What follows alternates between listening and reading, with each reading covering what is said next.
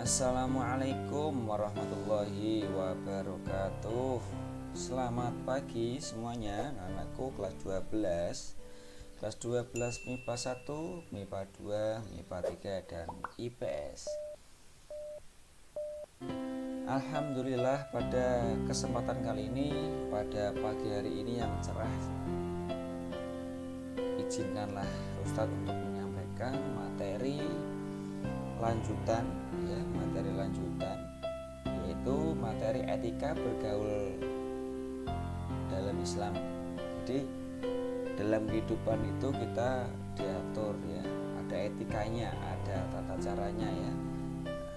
Untuk itu kita bisa mempelajarinya, bisa menyimak materi ini, tayangan ini ya, bisa disimak. Selanjutnya seperti biasa ya, yang sebelum subscribe, like, comment, dan share agar channel Ustadz ini bisa berkembang dengan baik ya. Akan tetapi tonton dulu baru subscribe ya. Selanjutnya mari kita pelajari lebih dalam. Nah, kompetensi dasarnya adalah menganalisis etika Islam dalam bergaul dengan teman sebaya, dengan yang lebih tua, dengan yang lebih muda, dan dengan lawan jenis. Ya, itu kompetensi dasarnya. Terus selanjutnya adalah menyajikan hasil analisis tentang etika Islam dalam bergaul dengan sebaya, dengan yang lebih tua, dengan yang lebih muda, dan lawan jenis. Itu maksudnya berkaitan dengan gender.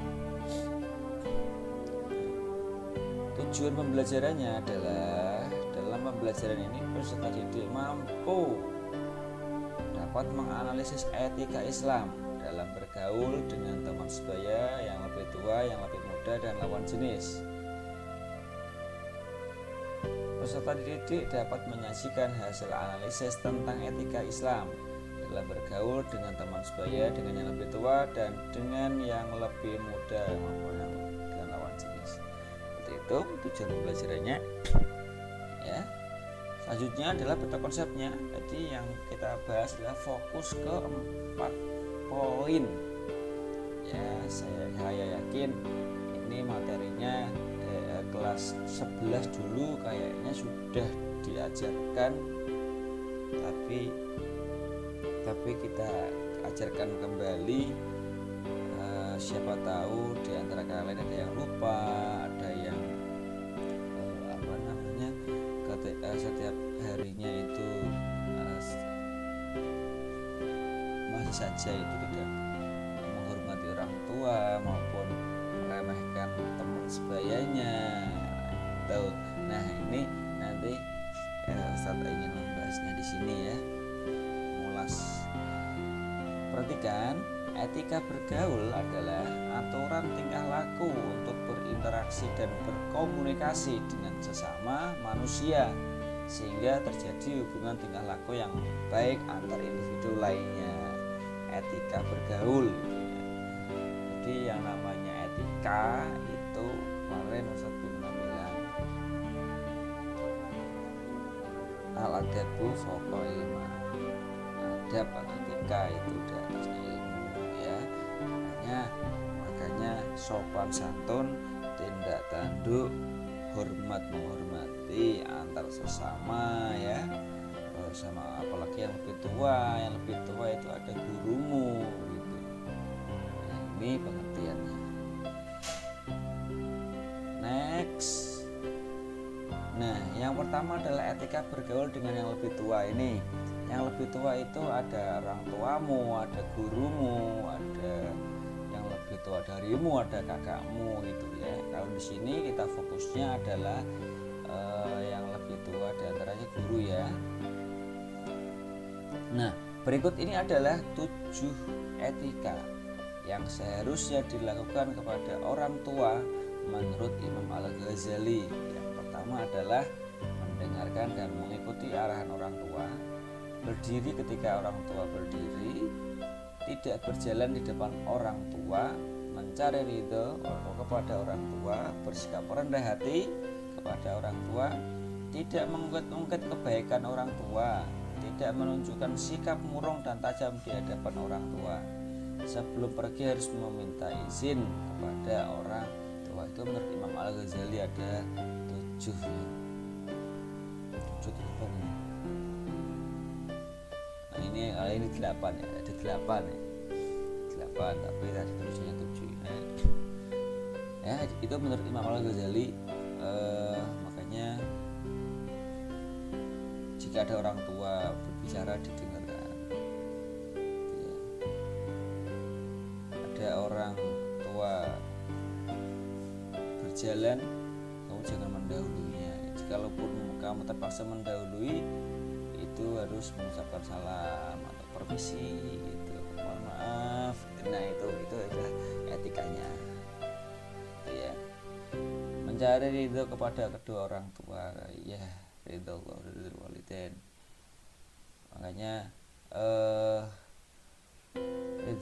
ridho orang tua itu penting ya Mas ya Mbak ya. Besok kalau kamu kuliah, mau daftar kuliah, mau daftar apa, mintalah ridho kepada orang tuamu agar nanti dilancarkan. Apalagi seorang ibu ya, karena doanya seorang ibu itu sangat mustajab sekali gitu. Makanya apapun itu harus mendapatkan izin atau ridho kepada orang tua. Orang tua tidak meridhoi, Allah tidak akan meridhoi, seperti itu ya. Selanjutnya, sedangkan etika yang seharusnya dilakukan kepada guru menurut Imam Al-Ghazali yaitu meminta izin ketika hendak bertanya, harus menundukkan kepala, tidak berburuk sangka kepada guru. Nah ini ketika bertanya kepada gurumu yang ada di kelas ya, mohon izin tetap bertanya seperti itu. Tidak di kelas, misalkan di jalan, mohon izin tetap bertanya gitu. Itu etikanya ya. Selanjutnya ada menundukkan kepala. Jadi ketika kamu berbicara dengan gurumu itu jangan sampai bahasa tubuhmu apa itu mukamu bahasa dangak gitu. Makanya menunduklah gitu. Jangan sampai menatap matanya atau menatap wajahnya guru itu. Sekarang kamu dilihatin gurumu melihatmu, kamu menunduk aja gitu. Itu sebagai tanda hormat kamu kepada guru ya. Itu diantaranya. Selanjutnya tidak berburuk sangka kepada guru. Nah ini yang sangat menyedihkan jikalau ada siswa itu sering hanya berburuk sangka kepada gurunya terus gitu, dikit berburuk sangka gitu. Itu Ustaz sangat sedih sekali jika ada siswa yang suudon ya, istilahnya bahasanya suudon terhadap gurunya. Tidak bagus ya Mas Mbak ya, karena ilmumu itu didapat dari gurumu, maka jangan sampai berburuk sangka kepada gurumu. Berburuk sangka jangan misalkan yang kemarin sudah sekarang jangan berburuk sangka lagi, positive thinking saja, always be positive. Selanjutnya bergaul dengan teman sebaya. Teman sebaya itu siapa sih? Teman sebaya adalah orang yang bersama-sama karena adanya kesetaraan usia ya. Sebaya itu mungkin seangkatan ya, seangkatan. Terus sebaya itu ya seumuran ya, intinya seumuran gitu, seumuran. Menurut Imam Al-Ghazali, kita harus memperlakukan teman sebaya dengan 9 cara, yaitu yang pertama, mengutamakan kepentingan teman dari dirinya, itu.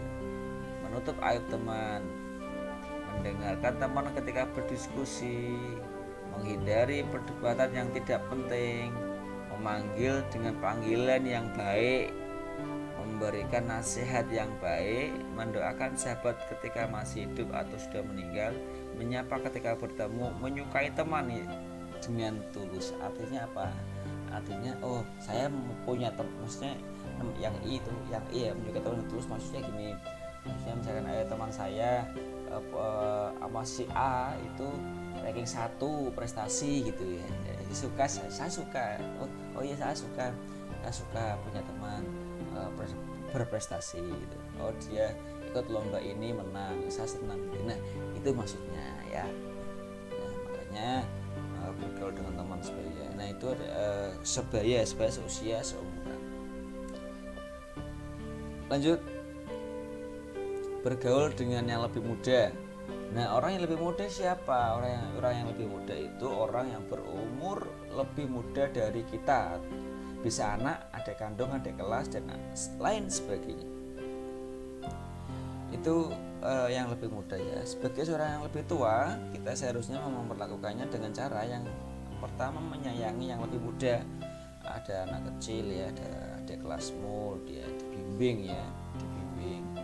Misalkan kamu sebagai kelas 12 ada siswa baru kelas 10 itu, nah itu kan ada kelasmu itu dibimbing ya. Membimbing membimbing kepada arah yang baik ya, dibimbing. Kita tanya ya kak, biasanya kalau belajar di mana saja di jam berapa ya gitu ya, kamu jawab dengan baik ya, gini dek, itu dijawab dengan yang baik maksudnya, karena kita sebagai orang tua itu sebagai panutan dan sebagai kakaknya. Memberikan teladan yang baik ya. Kelas 12 itu punya adik kelas 11 dan kelas 10. Karena yang namanya kelas 12 itu berarti istilahnya yang lebih tua ya, yang lebih tua seharusnya harus lebih dewasa, lebih menjadi teladan terhadap adik-adiknya ya. Jangan sampai adik-adiknya nanti melihat kakak kelasnya, misalkan contohnya, mohon maaf ya, misalkan tidak pernah mengerjakan tugas, terus tidak ikut kegiatan tidak ikut kegiatan di asrama, contohnya jamaah, adik kelasku melihatnya. Nah itu makanya yang namanya kakak kelas itu harus menjadi teladan yang baik terhadap adik-adiknya itu. Selanjutnya, memberikan apresiasi atas pencapaian yang berharganya. Artinya seperti ini, jika adik kelasmu itu mempunyai prestasi, ucapkanlah selamat ya atas prestasimu, menang lomba ini. Selamat ya, kamu kemarin mendapatkan ranking 1 paralel, seperti itu. Selamat ya, kamu kemarin lomba ini menang gitu.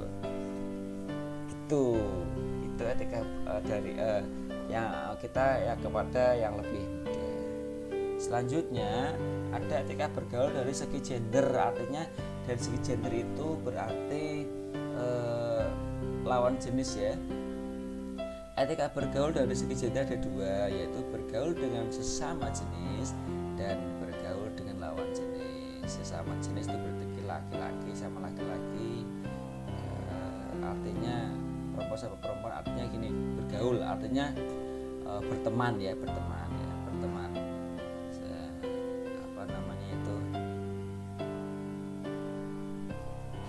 sesama jenis itu jenis sama ya.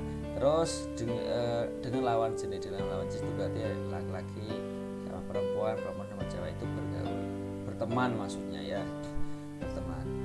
Berikut ini adalah beberapa hal yang perlu diperhatikan dengan beretika pada sesama maupun lawan jenis, yaitu yang pertama, bersahabat itu karena Allah ya, bersahabat karena Allah. Makanya kita bersahabat. Misalkan saya punya sahabat laki-laki ya, saya bersahabat karena Allah, karena hubungan dipertemukan karena Allah ya, karena nikmat Allah kita bisa bertemu kepada kamu semuanya gitu. Entah itu sesama jenis maupun lawan jenis. Selanjutnya adalah menjaga aurat. Nah ini terutama yang putri, anak putri ya, auratnya dijaga dengan sebaik-baik mungkin biar tidak menjadi fitnah terhadap yang lain. Artinya apa, aurat tetap jaga gitu ya, karena biar tidak biar orang biar tidak menimbulkan fitnah yang lain, yang apa itu namanya ya, intinya menjaga auratnya ya, aurat dijaga pakai kerudung ya, keluar gitu. Nah selanjutnya menjaga kemaluannya, artinya apa, menahan pandangan, jangan sampai kita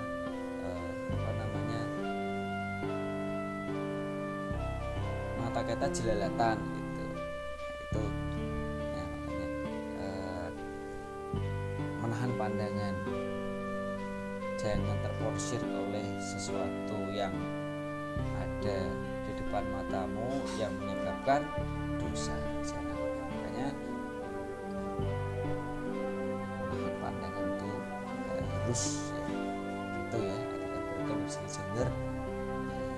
Mungkin itu saja ya yang bisa saya sampaikan. Materinya cukup mudah sekali. Harapannya nanti adalah setelah mendengar tayangan ini agar kita itu bisa mengintrospeksikan diri, saya sudah pas belum dengan yang saya lakukan setiap hari-harinya, tentang yang tentunya tentang bergaul ya, tentang berteman kepada temannya atau terhadap orang tuamu, pada gurumu, pada teman sebayamu, itu sudah sesuai dengan anjuran Islam atau belum. Makanya harus introspeksi diri. Jikalau nanti ada orang yang ketika beretika itu kurang dalam pergaulan ini, nah, kamu ketika mengetahuinya dinasihati yang baik ya, dikasih tahu ya, karena bisa berbagi itu baik ya. Sebaik-baik manusia itu ialah yang bermanfaat bagi orang lain. Makanya saling tolong menolong, saling menjaga gitu ya semuanya. Itu sekali lagi materi ini semoga manfaat, materi cukup mudah, dan yang terakhir adalah bisa mengaplikasi atau mempraktekkan atau mengaplikasikan dalam kehidupan sehari-hari. Itu mempraktekkan dalam kehidupan sehari-hari itu. Jadi ending dari pelajaran tadi di situ, ending pelajarannya di situ. Setelah mengetahui, setelah mempelajari, baru bisa mengamalkan dalam kehidupan sehari-hari gitu. Karena ilmu yang akan bermanfaat itu manakala jikalau diamalkan dalam kehidupan sehari-hari. Mungkin gitu dari saya. Kurang lebihnya saya mohon maaf ya. Sebelum saya tutup, tetaplah tonton sampai selesai ya. Subscribe, like, komen, dan share agar video ini lebih kreatif, lebih inovatif, dan lebih mantap kepada umat. Mungkin saja dari saya, kurang lebihnya mohon maaf. Assalamualaikum warahmatullahi wabarakatuh.